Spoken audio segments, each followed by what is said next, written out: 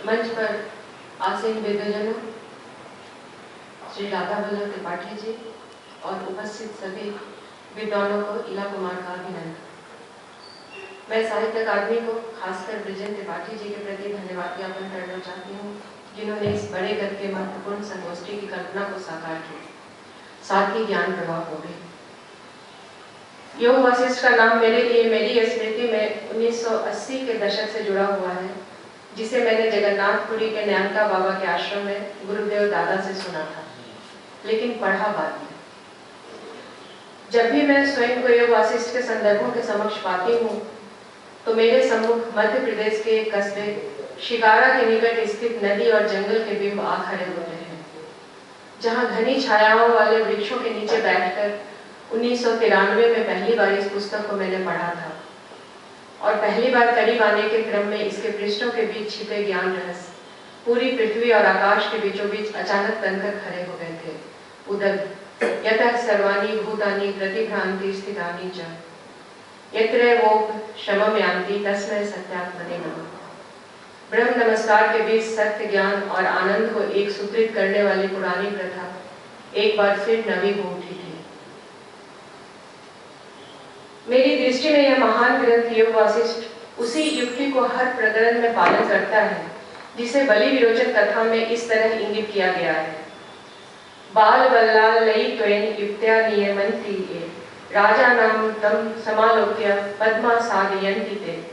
अर्थात मन को बालक की तरह थोड़ा विषय प्रदान करके और बार बार विषय दोष प्रत्यापन से वंचित करके राजयोग नामक युक्ति से वश में करने की विद्या को अपनाकर उस राजा यानी कि आत्मा को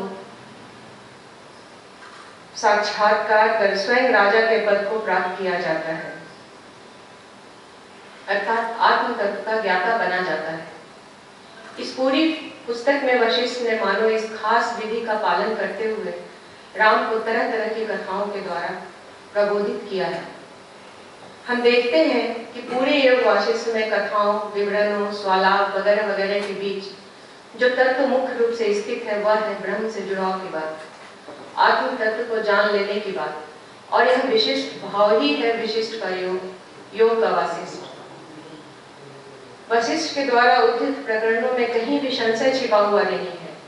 हर प्रकरण अपने अंदर समेटी गई कथाओं के बीच उतना ही प्रमाणित दिख पड़ता है जितना कि इस 21वीं सदी में अन्य ब्रह्मांडों की उपस्थिति, उन ब्रह्मांडों के प्रसरण और विस्तरण की चर्चा करते वैज्ञानिक, एनर्जी और प्रकाश वेग के रिश्ते को प्रमाणित करता भौतिकी, बात विश्वास की है, स्थूलता से सूक्ष्मता की ओर शुरू की गई यात्रा की है।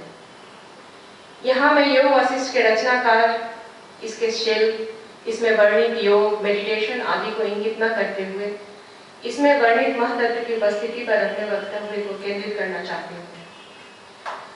हम देखते हैं कि योग वशिष्ठ के समस्त प्रकरणों के बीच आत्मज्ञान को प्राप्त करने की छूट राजा से लेकर रंग तक, रानी से लेकर राक्षसी तक को, मुनि से लेकर बेताल तक को, महाराजा से लेकर काक तक को प्राप्त थी, और यह रेखांकन ज्ञान के समाजवाद के अप्रतिम बिंबों की रचना हमारे समक्ष करता है। सबसे पहले उत्पत्ति प्रकरण के मंडोपाख्यान में वर्णित लीला कथा और कर्कटीयोपाख्यान के कर्कटी राक्षसी की बात करती हूँ। मंडकोपाख्यान की शुरुआती पंक्तियां अनिंद्य सुंदरी राजरानी लीला और महापराक्रमी राजा पतन के आपसी अनुराग वर्णन से लबरेज है। पति के अकृत्रिम प्रेम पाने वाली, साथ ही पति के प्रति अनन्य प्रेम रखने वाली महारानी लीला एक समय अकस्मात अपने शरीर को निहारती हुई शरीर पात के विषय को लेकर गहन चिंता में पड़ जाती है और समाधान स्वरूप तिराक व्रत को अपनाकर देवी सरस्वती का दर्शन पाती है।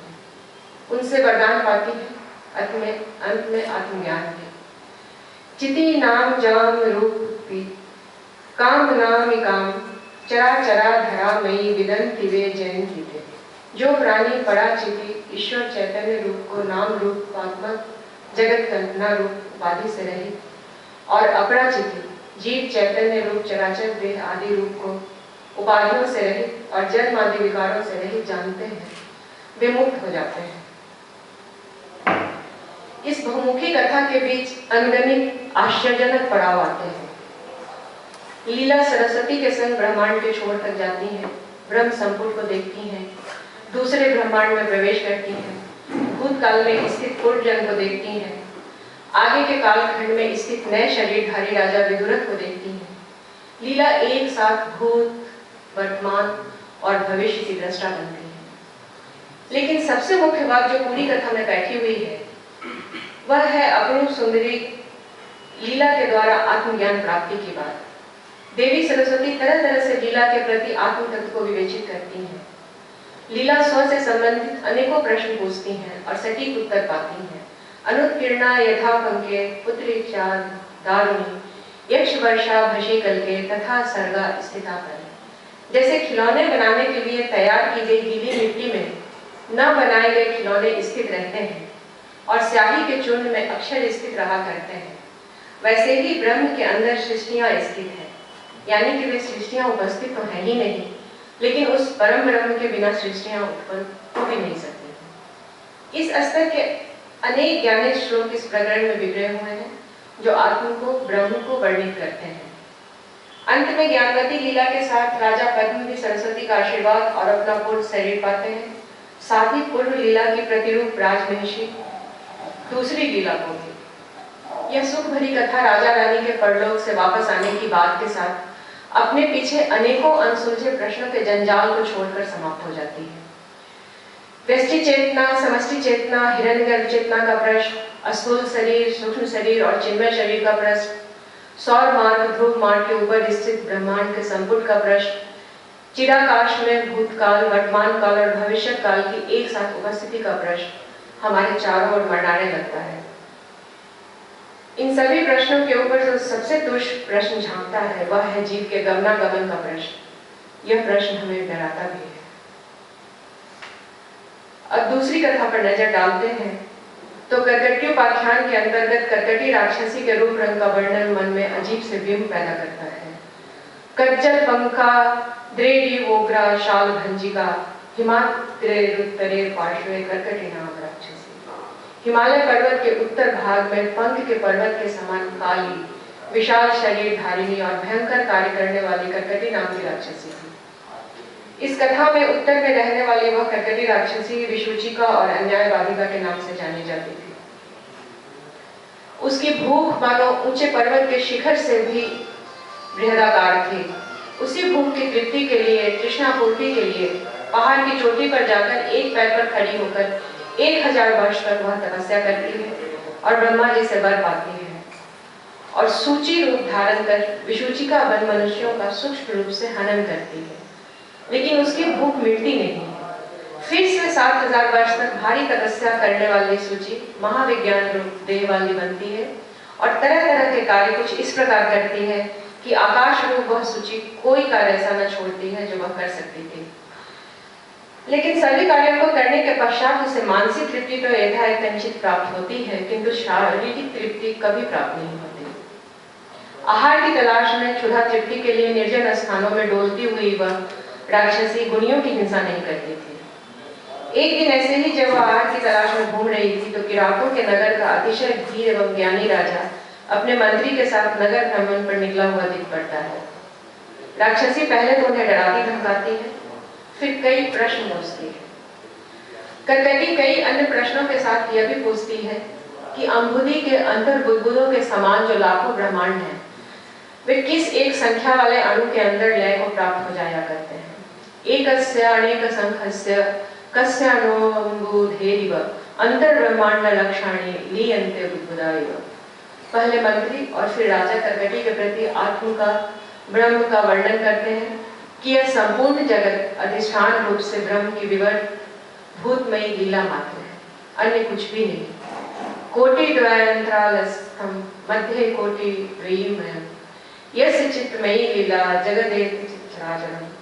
ज्ञानी राजा के मुख से ब्रह्म की व्याख्या का श्रवण कर राक्षसी शुद्ध मन और परम शीतलता वाले अंतःकरण को प्राप्त करती है और अंत में वह निशाचरी हिमालय पर्वत की शिखर पर चली जाती है और बाद में कनरा देवी के नाम से आज भी पूजित होती है। यहाँ पहुंचकर हम पाते हैं कि यह अति पुरातन और कुछ हद तक अविश्वसनीय भी, यह अति पुरातन कथा न जाने किस भांति आज के काल से जुड़ जाती है। इस कथा का अंत आज भी हिमालय में 15 देवी को पूजित किए जाने की प्रथा के उल्लेख के साथ होता है। लेकिन यदि मात्र लीला कथा कर्कटी उपाख्यान के प्रश्नों पर ही केंद्रित न करके पूरे वासिष्ठ पर एक साथ नजर डाली जाए तो हर प्रकरण, हर सर्ग, हर कुसुम लता के विवरणों में छिपे हुए अनंत प्रश्न हैं। आत्मा और ब्रह्म से संबंधित प्रश्न, ब्रह्मांड के पार जाकर दूसरे ब्रह्मांड में प्रविष्ट होने का प्रश्न, शुक्र के अनेकानेक जन्मों के बाद वापस अपने सूखे शरीर में प्रवेश करने का प्रश्न, वीतहव्य मुनि के पूर्व शरीर को सूर्य के गण पिंगल द्वारा खोदकर निकाल दिए जाने का प्रश्न, पूरे योग वासिष्ठ में वशिष्ठ द्वारा उच्चरित वाक्य प्रश्नों की रचना में मग्न है। और इन प्रश्नों की लकीर बीत चुके कालखंड से उठकर आज की तारीख तक झिलमिला उठती है। इनकी तुलसी बरकरार है। इन गुत्थियों ने शायद उम्र की सलवटें नहीं झेली है। वैराग्य प्रकरण, मोक्ष व्यवहार प्रकरण, उत्पत्ति प्रकरण, स्थिति, उपशम और निर्वाण प्रकरण को एक साथ समष्टि में देखने पर पहले तो लंबी छोटी कथाएं एक एक करके उन्मिलित होती हैं, उनके पीछे प्रमाण और प्रमाणों को रगेड़ते ज्ञानिक रहस्य। सभी कथाओं, उपकथाओं, प्रमाणों के बीच बिखरे सत्यों की कड़ियां प्रथम दृष्टया आपस में पूर्णतः जुड़ी हुई नहीं दिखती, लेकिन उनके भीतर एक किस्म की एकात्मकता है। सभी प्रमाण, सभी उदाहरण जिस सत्य को तरह तरह से पोषित करते हैं वह है अद्वैत, यानी कि आत्मा और ब्रह्म के बीच की लयबद्धता, एकात्मकता। कालजयी विवरणों के पीछे चलते हुए कई परिकथाएं और परिभाषाएं वासिष्ठ के पन्नों पर स्फुरित होती हैं।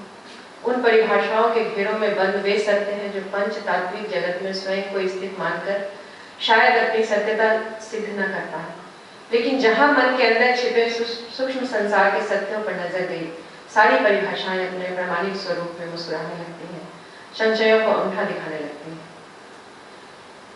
योग वासिष्ठ में ब्रह्म विषय तत्व से संबंधित सारे सूत्रों के व्याख्याता वशिष्ठ और जिज्ञासु प्रश्नकर्ता राम के बीच सारी सभा है। विश्वामित्र और व्यास के साथ साथ सारे सभासद हैं। वशिष्ठ की रुचि मूल विषय को विश्लेषित करने में है। राम के अज्ञान को पूर्णतः हटा सकने में सक्षम वशिष्ठ के द्वारा वर्णित तथ्यों में कर्मवाद के निशान कहीं नहीं। समस्त संसार को माया द्वारा रचित प्रपंच बतलाकर जादूगर की जगलड़ी प्रमाणित कर वशिष्ठ सारे कर्मवादी सिद्धांतों को एक तरह से झुठला देते हैं और तरह तरह के उदाहरणों के माध्यम से वे सीधे सीधे ज्ञान चर्चा में संलग्न हो उठते हैं। वशिष्ठ जब राम की जिज्ञासा को अनेक पूर्ववर्ती ज्ञानियों के जीवन भरे उदाहरणों से शांत करते हैं तो किसी भी खास तयशुदा रास्ते की बात वे नहीं सुझाते। मनोविरोचन का राजयोग, लीला का भोक्तावादी उपासना योग, जनक का विचार योग, शुक्र का संकल्प योग सभी एक ही दिशा की ओर उन्मुख है, ज्ञान योग की तरफ, आत्मयोग की तरफ। यही शायद विशुद्ध योग है, वशिष्ठ का योग। यह पूरा शास्त्र अपने सारे संभाषणों, विचार विमर्शों को एक साथ सहेजे समेटे हुए एक किस्म से ब्रह्म योगिक है और यही है वशिष्ठ का योग। अब आगे बढ़ने पर हम वीतहव्य मुनि कथा एवं वेताल कथा पर नजर डालते हैं। बात तेजस्वी मुनि वीतहव्य के विंध्य पर्वत की गुफा में पद्मासन मांगकर बैठने से शुरू होती है। वे पाप शून्य मन से विचार करते हैं और मन की चंचलता, इंद्रिय स्वरूप चक्षु आदि 5 द्वारों के बारे में, चित्त की अहंकार रूपी दुर्बुद्धि के बारे में तरह तरह से विचार करते जाते हैं और स्वयं ही विचार द्वारा विशुद्ध धारणा से समन्वित हो इंद्रिय बिंद के प्रति तरह तरह से उपदेश करते हैं। वे चित्त के प्रति कहते हैं, हे चित्त, जब तुम पहले से ही कल्पित हो, तुम्हारी सत्ता है ही नहीं, तो तुम्हारा अस्तित्व ही तो ब्रह्ममूलक सिद्ध हुआ। वीतहव्य आत्मा को, स्वयं के आत्म स्वरूप होने को, अपने प्रकाशमान चित्त स्वरूप बोधात्मा को विचार कर विंध्याद्रि के गह्वर कोटर में समाधि लगाकर स्थिर हो जाते हैं। वे पर्वत से खोदी गई या चित्र में अंकित मूर्ति के समान स्थिर होकर समाधि में 300 संवत्सर तक बैठे रहते हैं। उस जीवन मुक्त मुनि के निकट यह लंबा समय आद्य मुहूर्त की तरह बीत गया था। उसके बाद आत्म स्वरूपता को प्राप्त कर वे जीवन मुक्त मुनि समाधि से जागे थे और उसके बाद सूक्ष्म शरीर के द्वारा उन्होंने 100 वर्षों तक मुनित्व का अनुभव किया था, फिर विद्याधरत्व का, फिर 5 युगों तक देवराजत्व का। बाद में महादेव जी के गण रहते हुए उन्होंने अपने पूर्व के समस्त जन्मों का अवलोकन किया था और पृथ्वी के उदर कोटर में स्थित अपने वीतहव्य नामक शरीर को कीचड़ में लुंठित देखा था और उसका उद्धार करने की सोचकर वे सूर्य के पास जाते हैं और सूर्य के गण पिंगल द्वारा शरीर के निकाल दिए जाने पर महामुनि ने अपने पूर्व शरीर में वैसे ही प्रवेश किया था जैसे घोंसले में पक्षी। और अस्नानादि के पश्चात विधव्य फिर से विंध्याचली की गुफा में समाधि मुद्रा में बैठकर आत्मा के अनुसंधान में लग गए थे और उन्होंने चारों ओर अवस्थित पूर्ण सत्य सामान्य रूप परम साम्यभूत परमात्मा में विकार मुक्त हो प्रबुद्ध महसूस किया था। उस जीवन मुक्त महामुनि के मन में न तो किसी के प्रति निंदा का भाव आता था, न ही स्तुति का। वे न तो किसी की निंदा करते थे, न उद्विग्न होते थे, न ही हर्षित। और अंत में पर्वत की सुवर्ण कंदरा में पद्मासन लगाकर बैठे हुए वे भोग, दुख, देह, तृष्णा, काम, प्राण आदि को एक एक करके विदा देते हैं और प्रणव की दीर्घता से उच्चारण करते हुए परम भाव में लीन हो जाते हैं। अब दूसरी कथा आती है वेताल की कथा।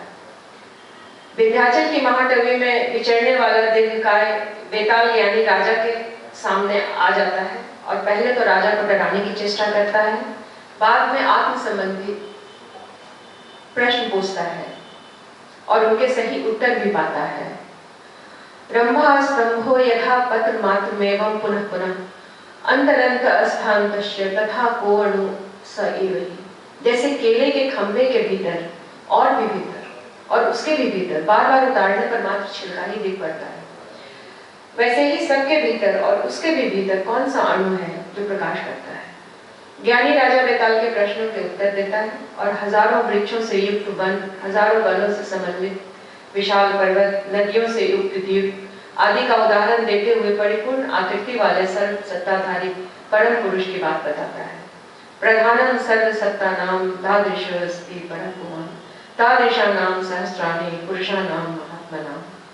अंत में वेताल को भी ज्ञान की प्राप्ति होती है। हम देखते हैं कि एक और सुंदरी लीला ज्ञान प्राप्त करती है, दूसरी ओर भयंकर काया वाली कर्कटी राक्षसी भी। लवन राजा को भी ज्ञान मिलता है और गाधी को भी। जनक भी ज्ञान प्राप्त करते हैं और दानव राज बलि भी। चुड़ाला और शिखिदेश को भी ज्ञान मिलता है और इंद्र और अहिल्या को भी। देवपुत्र कच्छ को भी ज्ञान प्राप्त होता है और दानव पुत्र प्रहलाद को भी। इंद्रोपाख्यान, बालाखैका, शुक्र कथा, दामव्याल कर तथा दाशुर गाथा के आगे भी न जाने कितनी कथाएं हैं, सैकड़ा की गिनती में, और श्लोक तो हजारों की संख्या में, शायद 32,000। योग वासिष्ठ में स्थित इतनी कथाओं पर दृष्टि डालते हुए एक अलग किस्म की गवेषणा अपने आप हमारे साथ चल पड़ती है कि इतना बड़ा कल्प, इतनी बड़ी फंतासी को मात्र कल्पना के आधार पर लिख दिया जाना संभव था क्या? और इन्हीं शंकाकुली दरारों के बीच पुरानी ऐतिहासिक तथ्यों की उपस्थिति अर्जुनोपाख्यान और सीता रामायण के रूप में बिंबित रूप में भरमाने लगती है। सच है कि इस महाकथा के समकक्ष खड़ा हो सकने लायक कोई भी ग्रंथ पूरे विश्व में किसी भी सभ्यता के पास नहीं है। यह असंभव प्रतीत होता है कि इतनी लंबी बहुसूत्री सत्यपरक कहानियों को कोई एक साथ रचे और रची गई कथाएं एक सूत्रित भी दिखे और उन्हें प्रमाणित करने वाले तथ्य अलग अलग शास्त्रों जैसे कि आदि पुराण, उपनिषद और लोक कथाओं के बीच बिखरे हुए मिले।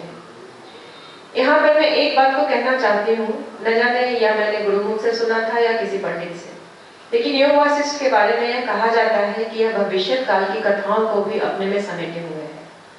ज्योतिषी की भांति यह भूत और भविष्य को दिखाता है, कहीं कहीं वर्तमान को भी। ऐसी मान्यता है कि जो इसमें नहीं है वह विश्व में कहीं भी वर्णित नहीं है। यदि हास्ति तदनंतर यन्य हास्ति न तत्व इमं समस्त विज्ञान शास्त्र कोशम विदुर्दुषा। लगता तो यह असंभव सा है। इसी असंभवता की निचली तहों से एक किस्म के विश्वास का प्रस्फुटन होता है और वर्णित कथ्यों तथ्यों की सत्यता स्वयं को प्रमाणित करने के साथ साथ माया के बिंबों को, नश्वरता को भी सपोर्ट करती है। ऐसे में नश्वरता भय के रूप में जाग उठता है। जिस प्रकरण, जिस भी सर्ग में पूर्व जन्म के विवरण आए, जैसे कि शुक्र कथा में, लीला कथा में, विधव्य मुनि कथा में, वहां उन विवरणों ने भय की रचना की। लेकिन वशिष्ठ ने राम को हर जगह अभय का ही रास्ता दिखाया है। शुद्ध बोध में तस्मिन् परमालोक वारिभो अजस्र में यत्तम गच्छन्ति ब्रह्मांडाख्या, अर्थात शुद्ध बोध रूप तथा परम प्रकाशित चिदाकाश में ब्रह्मांड लहरों की तरह प्रकट होते रहते हैं और विलीन होते रहते हैं। वशिष्ठ जब चित्त और चित्त की विवेचना करते हैं तो दृष्टांतों के बल पर समझाई गई बात शंका रहित स्वरूप में आकार ग्रहण करती है कि चित्त में देह, जल, पृथ्वी आदि के अभ्युदित होने पर निर्मल आकाश में वैसे ही कुछ भी उदित प्रक्षेपित नहीं होता, जैसे कि स्वप्नों के बीच स्वप्नों को देखने वाले की पलक या आंखों के आगे कुछ भी अस्थूल आकारित नहीं होता।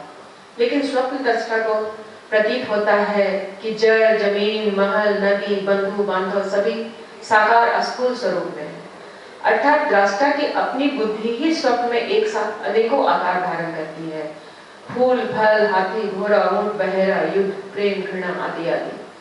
ठीक इसी तर्ज पर वेदांतिक भाषा में कहा जा सकता है कि ब्रह्मांड से परे जो तत्व है वह मात्र चित्त ही है, उसने ही हर रूप धारण किया हुआ है और निर्मल आकाश जस का तस है। एकमात्र उपस्थित जो है वह है तत्व, बाकी सभी कुछ अनुपस्थित है।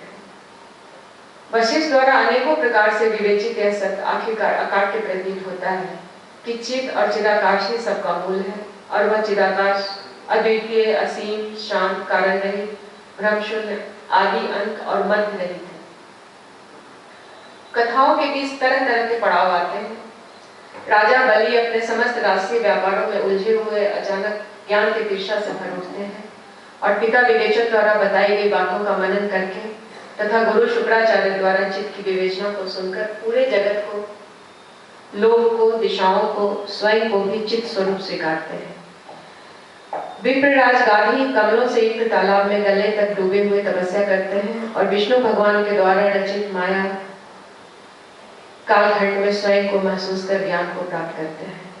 लवन राजा अपने सिंहासन पर बैठे हुए इंद्रजालिक जादूगर के द्वारा जादू के पिटारे का खोला जाना देखते हैं और तुरंत ही उच्च श्रवा नामक अश्व पर द्रुत गति से सवारी के बाद न जाने किन किन अनुभवों से गुजरते हैं। चांडाल स्त्री से विवाह, बच्चों के साथ जीवन और अंत में चिता प्रवेश। उसी क्षण राजा लवन स्वयं को सिंहासन पर कंपनपूर्ण स्थिति में पाते हैं। जादूगर भी तत्काल गायब हो जाता है। इस अनुभव से गुजरने के बाद राजा लवन संसार के मन को विवर्त जैसा प्रतीत होता है। इस अनुभव से गुजरने के बाद राजा लवन के समक्ष संसार मन के विवर्त जैसा प्रतीत होता है और उन्हें ज्ञान होता है। अनगिनत वर्णों के बीच भगीरथ कथा है, मनु संवाद एवं व्याद कथा है, मंकी वैराग्य कथा, मनोमृत कथा तथा उद्दालक कथा है, सुरभु कथा, विद्याधर प्रश्न कथा तथा विपश्चित कथा है। सभी कथाओं के बीच समान रूप से स्थित जो तत्व है वह है आत्म का वर्णन और यह वर्णन हर कहानी में मौजूद है। सम्यक दर्शन के बीचों बीच खड़े वशिष्ठ देवपुत्र कच्छ के आत्मज्ञान की कथा से लेकर दाशूर कथा, जनक कथा, दानवराज बलि कथा, बालक्यांका, भार्गव आख्यान, कुंददंत कथा, विद्याधर कथा और काकभूषुंडी के आत्मज्ञान की कथा को एक सी लय में सुनाते हैं। मानो आत्मज्ञान के घेरे में पदार्पित होने के लिए देव, मानव, राक्षस और काक में कोई फर्क है ही नहीं। उस ज्ञान भूमि पर सभी एक सूत्रित हैं और वह सूक्ष्मतम बोध विद्या सबों के लिए समान ढंग से प्रबोधिनी है। ऐसे में ज्ञान का समाजवाद एक साथ सभी प्रकरणों पर मंडरा उठता है और अंत में परम ज्ञान के उस चरम श्लोक को कहती हूँ जो निर्वाण प्रकरण में कहा गया है कि चित्त व्योम जो कि शुद्ध दृष्टा बना सभी दृश्यों में दिखता है वह उन सभी में स्वमात्मा बना हुआ स्वयं निर्विकार रूप से रहने में समर्थ है। शुद्धे दृष्टेर चित्त व्योम दृश्यतामेव भासयत स्वमात्मानं जगदिति पश्यतिष्ठे नामयम्।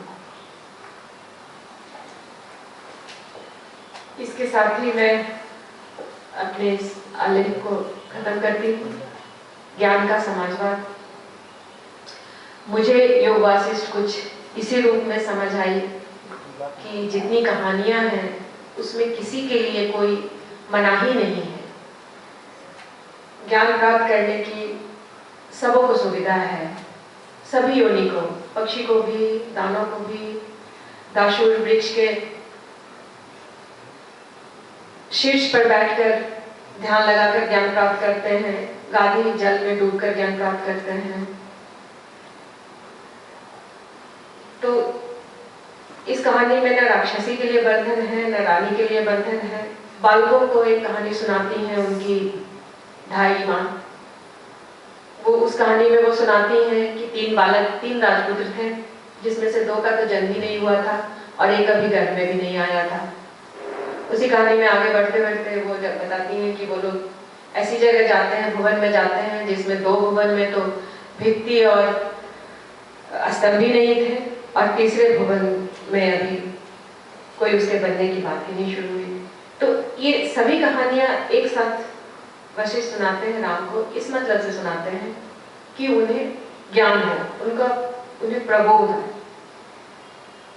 और इसके सभी प्रकरणों में हम देखते हैं कि जितनी भी कहानी है सब में केवल आत्म तत्व का ही वर्णन है। हम उसके अगर टुकड़े करके देखें तो उसमें प्रकृति वर्णन दिखता है, उसमें ब्रह्मांड वर्णन दिखता है, उसमें कई राज्यों के वर्णन, सौराष्ट्र देश, कौन देश का वर्णन दिखता है, और अनेक जन्मों का जो जीव के गमनागमन की जो बात दिखती है, सभी एक तरह से अलग अलग रहते हुए भी एक सूत्रित है। और इन सभी को एक सूत्रित करने वाला जो तत्व है वह केवल आत्म का वर्णन है।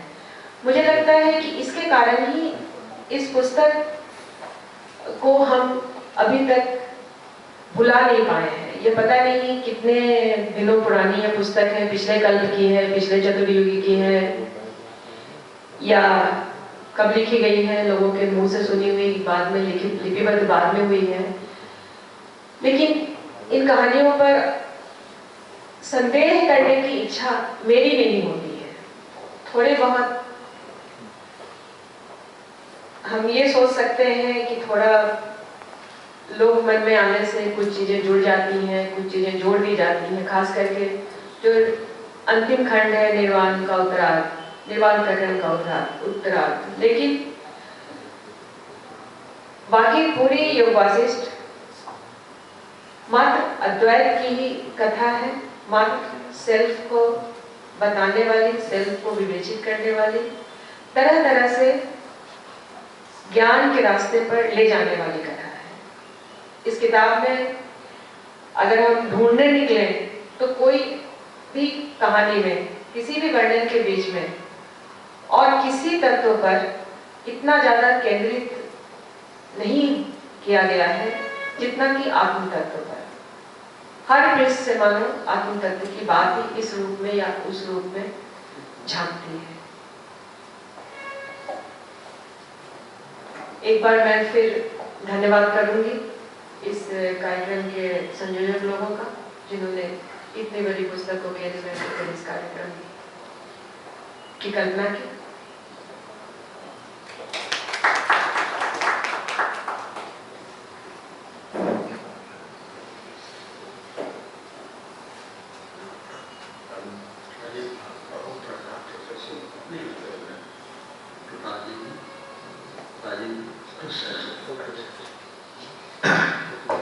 प्रोफेसर राजेंद्र प्रसाद शर्मा, योग वशिष्ठ और शैव दर्शन पर पेपर दे